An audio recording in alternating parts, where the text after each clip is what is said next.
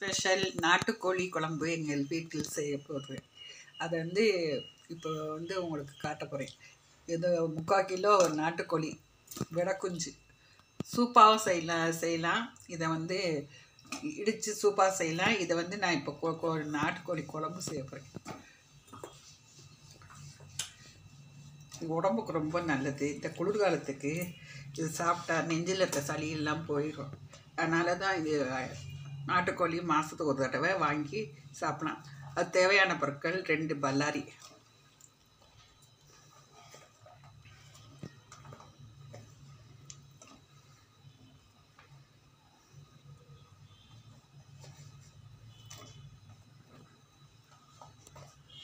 பச்சை மிளகாய், தக்காளி,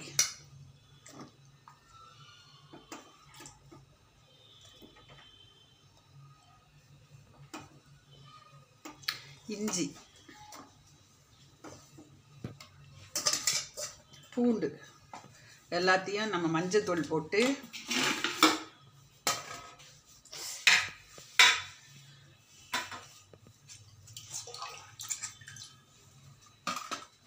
மஞ்சத்தூள் போட்டுடணும். தேவையான அளவு உப்பு,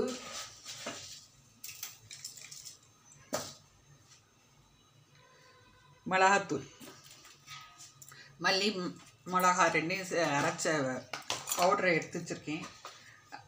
அது தேவையான அளவு நம்ம கோழிக்கு தகுந்தாப்புல நான் 2 ஸ்பூன் மிளகாத்தூளை போடுறேன்.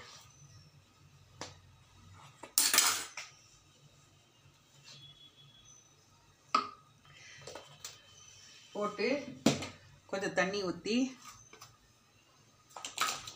நல்லா வேக வச்சுக்கணும். நாட்டுக்கோழி சீக்கிரம் வேகாது, லக்கான் மாதிரி. அதனால தான் நம்ம நாட்டுக்கோழியை நல்லா சாஃப்டாக வேக வச்சுக்கணும். அதுக்கு தேவையான அளவு தண்ணி போட்டு நம்ம இது நல்ல விசில் 5 விசில் வந்த பிறகு இறக்கி வச்சு தாளிக்கணும். ஏன்னா அப்போ தான் டேஸ்ட் நல்லாயிருக்கும்.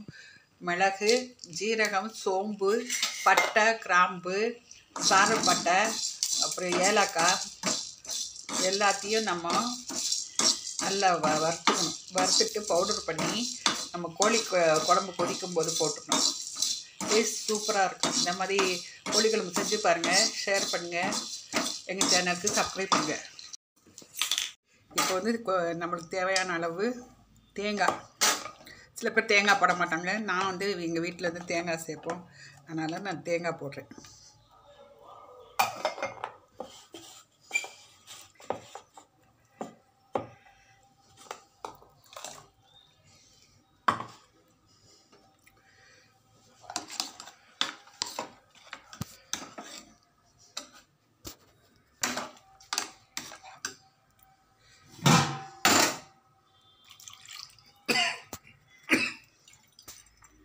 தேவையான தேங்காய் ஊற்றிருக்கேன்.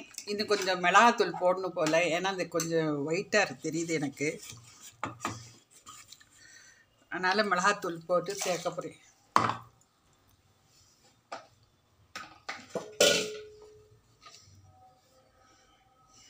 திருப்பி 1 ஸ்பூன் மிளகாத்தூள் போடுறேன். உடம்புக்கு ஒரு டேஸ்ட்டாக இருக்கும். கேஸ் ஆன் பண்ணிவிட்டு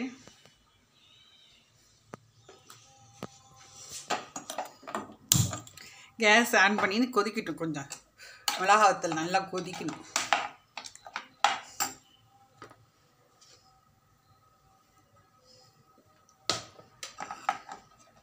ஒரு 2 கொதி வந்த பிறகு தேங்காய் ரொம்ப அதிகமாக நம்ம போடவும் கூடாது. லிமிட்டாக போட்டால் நம்ம வீட்டுக்கு தேவையான அளவு குழம்பு கூட்டுறது தேங்காய் போடுறோம்.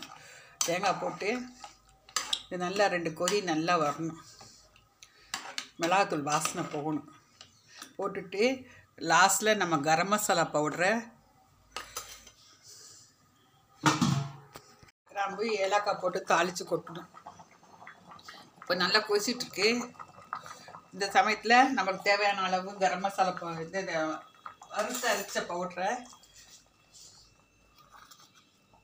போட போகிறேன்.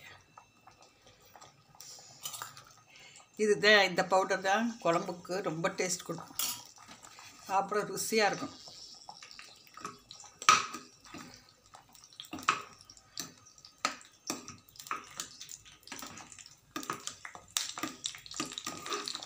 கொத்தமல்லி கருவேப்பிலை போட்டு இறக்கிடணும். அவ்வளோதான், டேஸ்டியான நாட்டுக்கோழி குழம்பு ரெடி.